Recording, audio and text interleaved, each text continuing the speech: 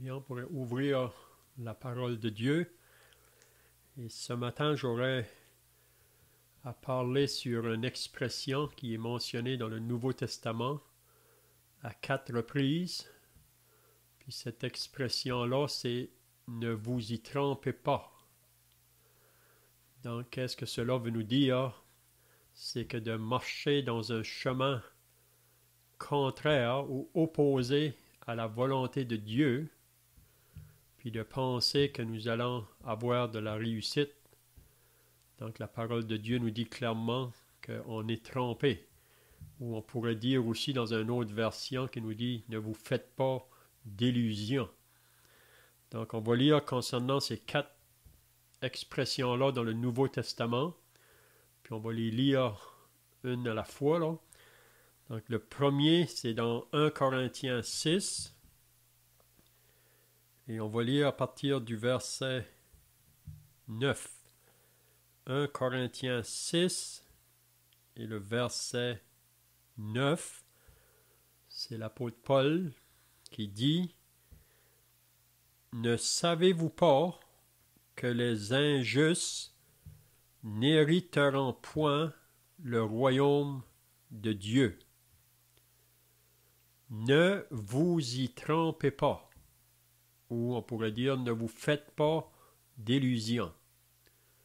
Ni les impudiques, ni les idolâtres, ni les adultères, ni les efféminés, ni les infâmes, ni les voleurs, ni les cupides, ni les ivrognes, ni les outrageux, ni les ravisseurs n'hériteront le royaume de Dieu. Et c'est là ce que vous étiez quelques-uns de vous.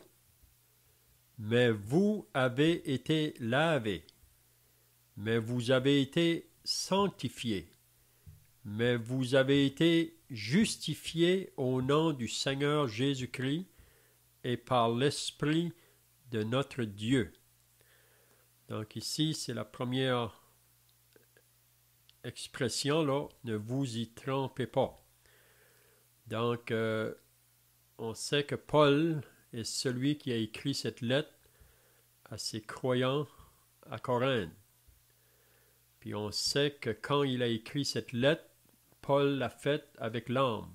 On lit ça dans la 2e épître aux Corinthiens, que c'est avec l'âme qu'il a écrit cette première lettre. Puis la raison, c'est parce que il y a plusieurs choses qui se passaient dans l'Église à Corinthe qui étaient contraires à la volonté de Dieu. Donc, Paul était attristé de ça.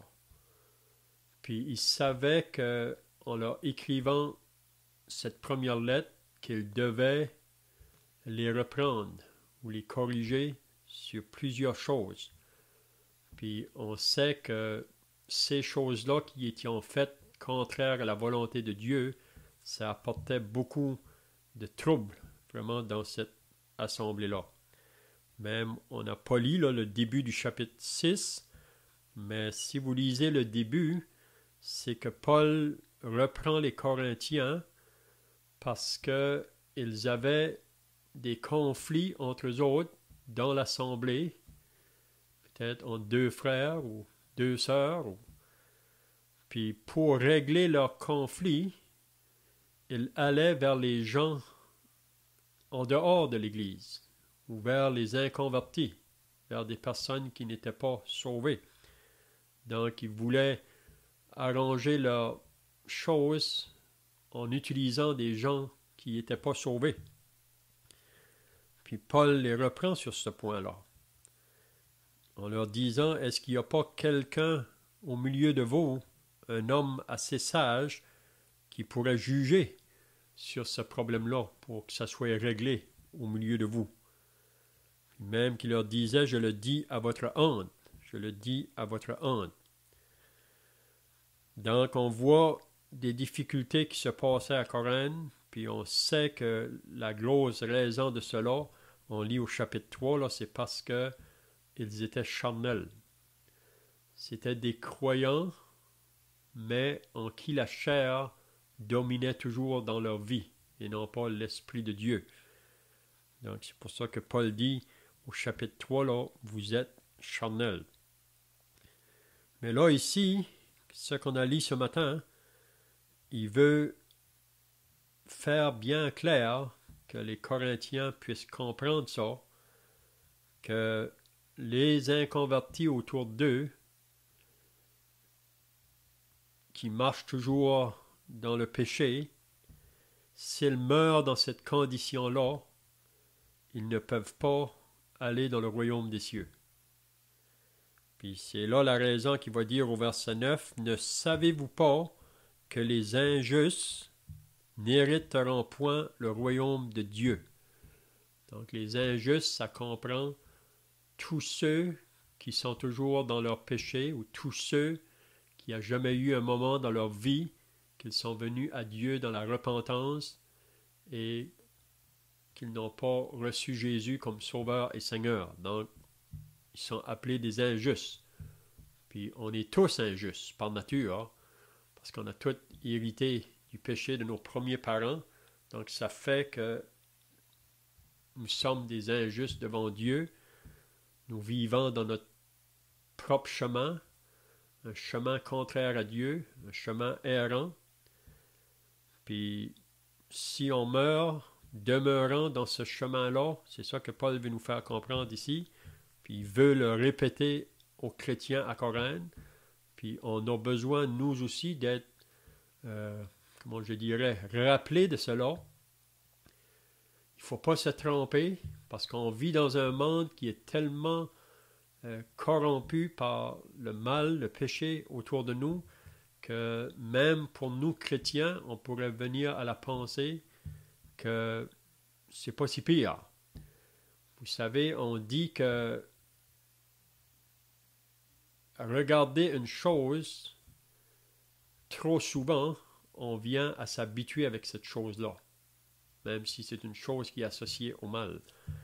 Mais là, Paul va dire, ne vous y trompez pas, ou ne vous faites pas d'illusions. Puis là, il mentionne une liste de péchés dans lequel le monde vive dedans. Puis il veut faire comprendre que vivre dans la vie du péché, il mentionne plusieurs choses ici. Il dit, si on meurt dans cette condition-là, on ne peut pas hériter le royaume de Dieu. Puis ensuite, il va dire aux chrétiens à Corinthe, et c'est là ce que vous étiez, quelques-uns de vous.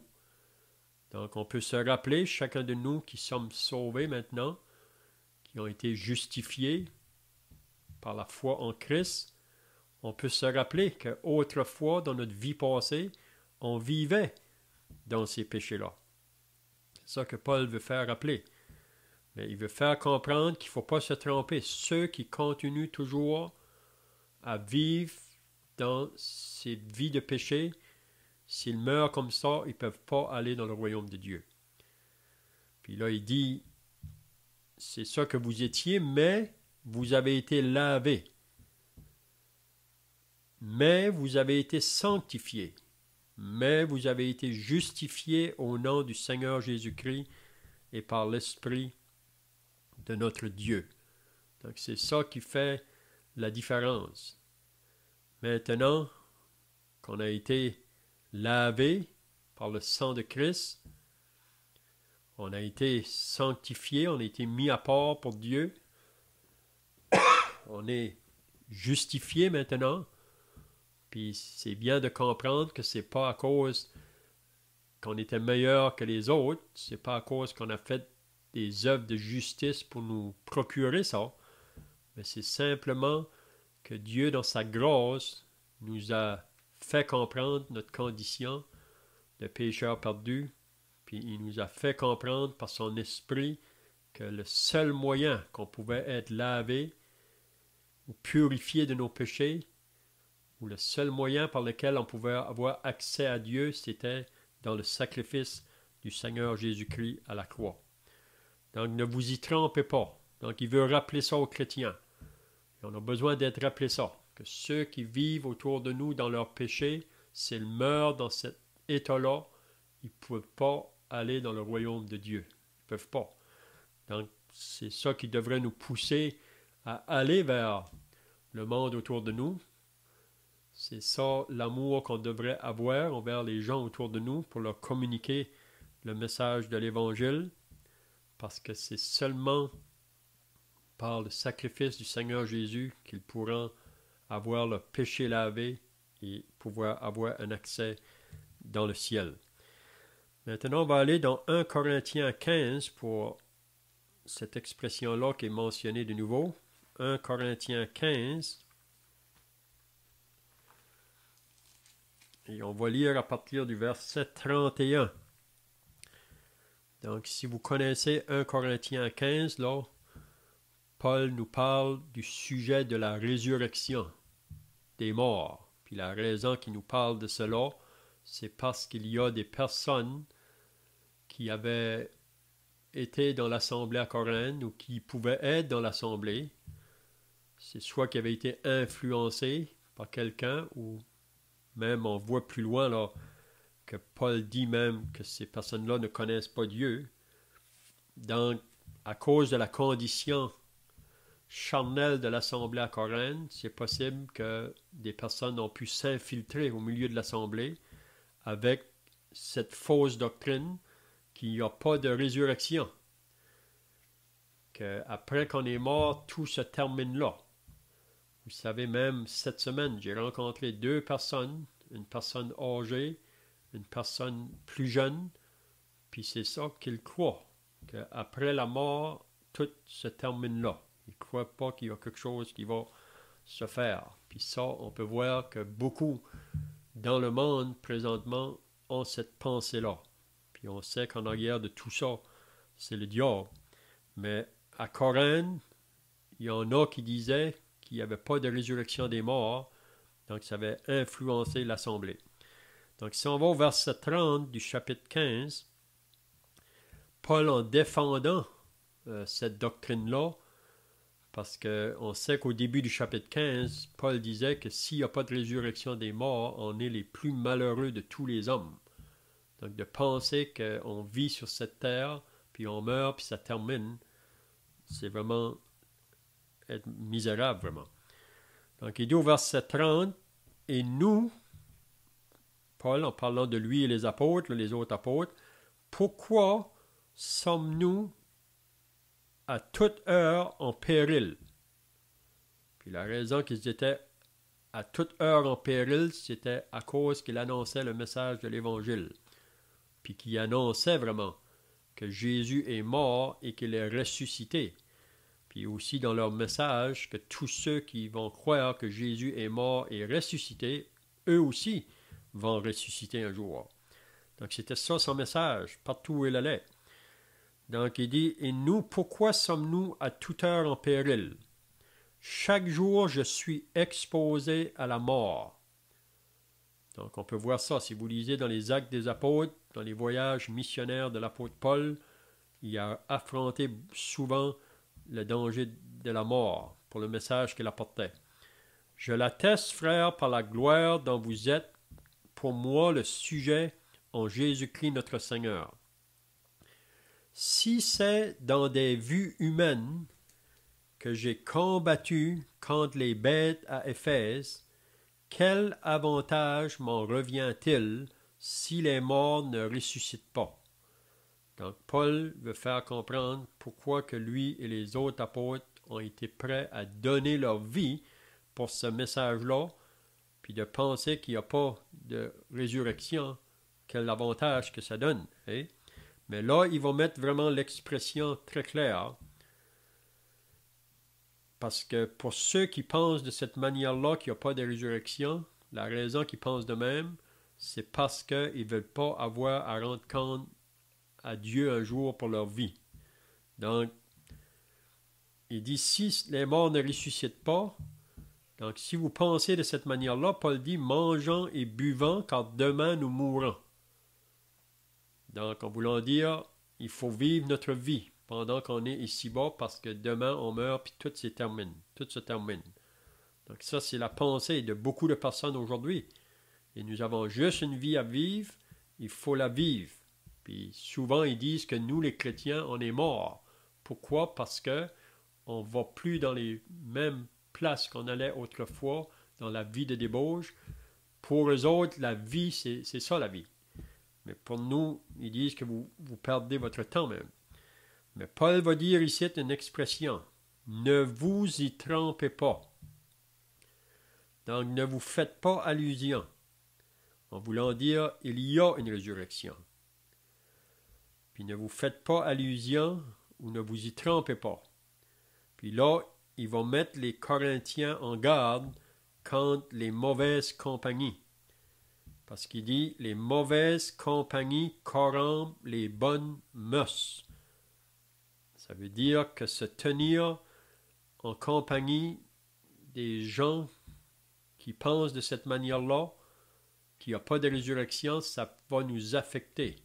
Vous savez, il ne faut pas penser qu'on peut se tenir en compagnie de ce qui est mal, puis ça ne va pas nous affecter. Vous savez, les Corinthiens, c'était ça leur problème. Même Paul dit dans 1 Corinthiens 10, là, vous qui êtes debout, prenez garde de tomber. Parce que ces Corinthiens s'exposaient à des choses en pensant qu'il n'y a pas de problème, mais ça y allait les affecter. Donc, ne vous y trompez pas. Les mauvaises compagnies corrompent les bonnes mœurs. Revenez à vous-même comme il est convenable et ne péchez point. Parce que de croire qu'il n'y a pas de résurrection, vraiment, c'est un péché. Parce que c'est de l'incrédulité. En ce qui concerne ce que la parole enseigne. Et ne péchez point, car quelques-uns ne connaissent pas Dieu, je le dis à votre honte. Donc, Paul met ça bien clair, qu'il y a des personnes parmi vous qui ne connaissent pas Dieu. C'est la raison pourquoi qu'ils pensent de cette manière-là. Donc, la deuxième expression, donc, ne vous y trompez pas, c'est concernant la vérité de la résurrection. Il va y avoir une résurrection. Donc, ceux qui disent non, un jour, ça va être bien triste parce qu'ils vont se réveiller au jour du jugement, puis c'est là qu'ils vont être rappelés qu'ils n'ont pas voulu croire à ce que la parole de Dieu enseignait. Maintenant, on va aller dans l'Épître aux Galates pour une troisième fois que cette expression-là est mentionnée. L'Épître aux Galates au chapitre 6. Et on peut lire à partir du verset 6, il dit que celui à qui l'on enseigne la parole fasse part de tous ses biens à celui qui l'enseigne. C'est surtout le verset 7. Ne vous y trompez pas, ou ne vous faites pas d'illusions. On ne se moque pas de Dieu. Donc il ne faut pas se tromper. On ne se moque pas de Dieu. Ce qu'un homme aura semé, il le moissonnera aussi. Celui qui sème pour sa chair, on peut voir que les Corinthiens même, à chaque jour, à cause qu'ils étaient charnels, ils semaient des choses selon la chair. Celui qui sème pour sa chair moissonnera de la chair la corruption. Parce que la chair, vraiment, ça apporte toujours la mort ou la corruption, c'est-à-dire une vie associée au péché. Celui qui sème pour sa chair moissonnera de la chair la corruption, mais celui qui sème pour l'esprit moissonnera de l'esprit la vie éternelle. Puis là, en s'adressant aux chrétiens de la Galatie, il va leur dire, ne nous lassons pas de faire le bien. Donc, il ne faut pas s'arrêter de faire le bien.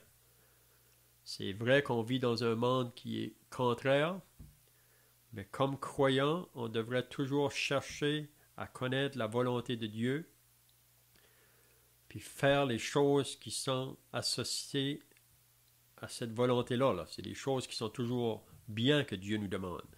Donc, ne nous lassons pas de faire le bien. Pourquoi? car nous moissonnerons au temps convenable.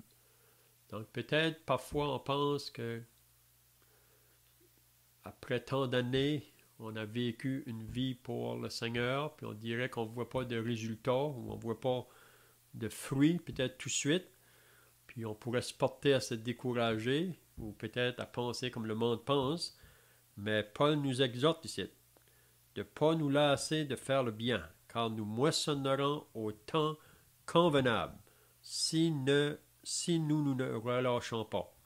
Donc il y a une bénédiction associée à marcher dans la vie par l'esprit.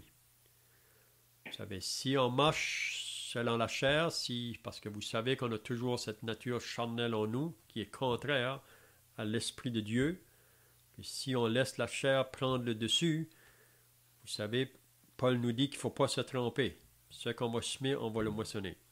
Mais si on sème pour le bien, vous allez aussi moissonner.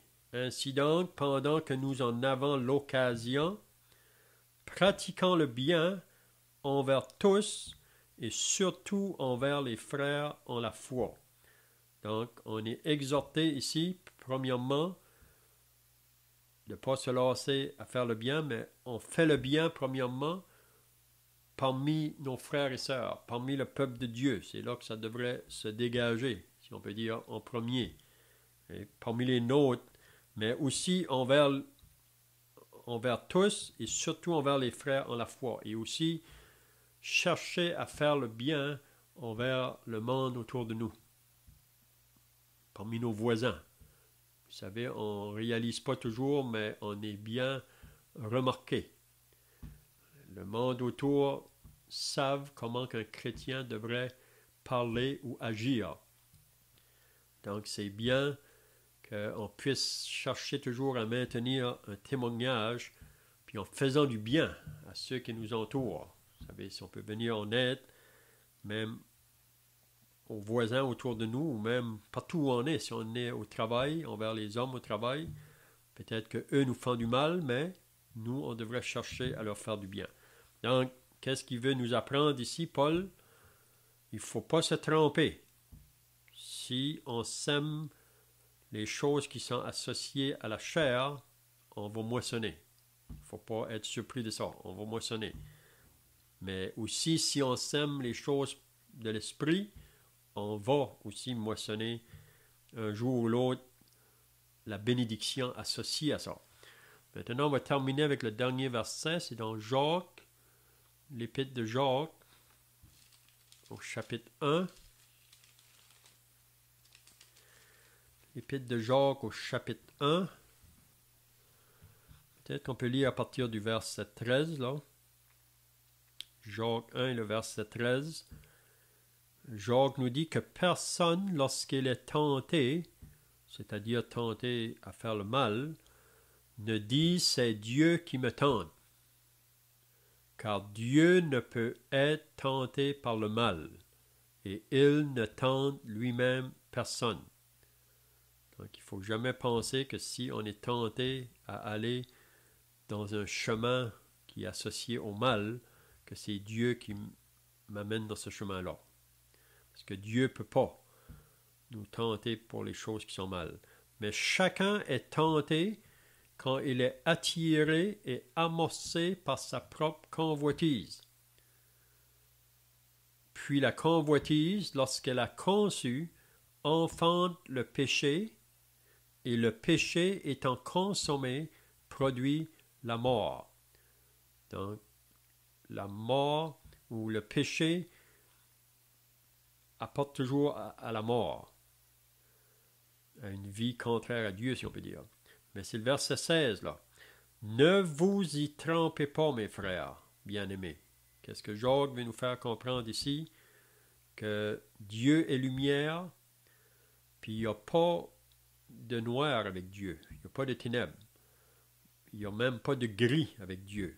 C'est ça que Jacques veut nous faire comprendre. Ne vous y trompez pas, mes frères bien-aimés.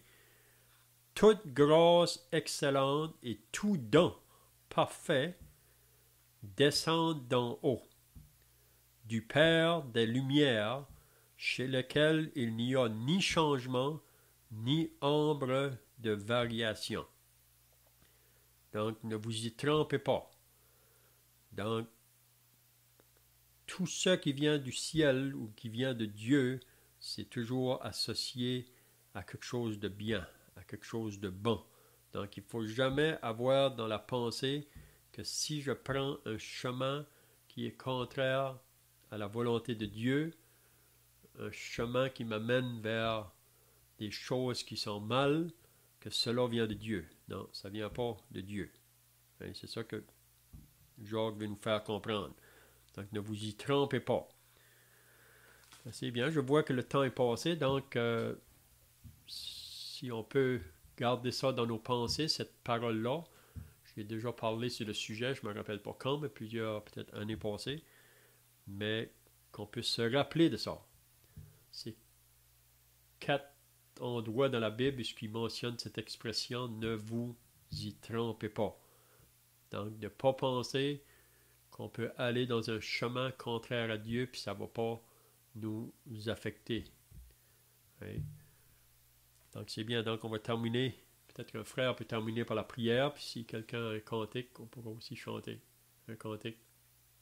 Père dans le ciel, on veut te remercier, te rendre grâce pour ton Fils bien-aimé, le Seigneur Jésus-Christ. On te remercier pour ce matin, on puisse se réunir pour l'adorer. Te remercier de ce qu'il a fait pour chacun de nous à la croix du Calvaire. Et oh Dieu, on veut te remercier pour cette parole qu'on a entendue. Oh Dieu, que ça puisse encore nous parler, que ça puisse encore nous exhorter, que ça puisse encore nous aider à marcher davantage pour toi. Garde-nous pendant cette belle journée. Nous pensons ce soir encore ton évangile va être prêché. Il puisse encore attirer quelqu'un à l'écoute. Écouter sur la ligne. Oh Dieu, attirer quelqu'un à entendre ton évangile et les sauver. On veut te remercier pour cela, d'être avec nous pendant cette belle journée. Puisse nous garder tous ensemble, nous protéger des maladies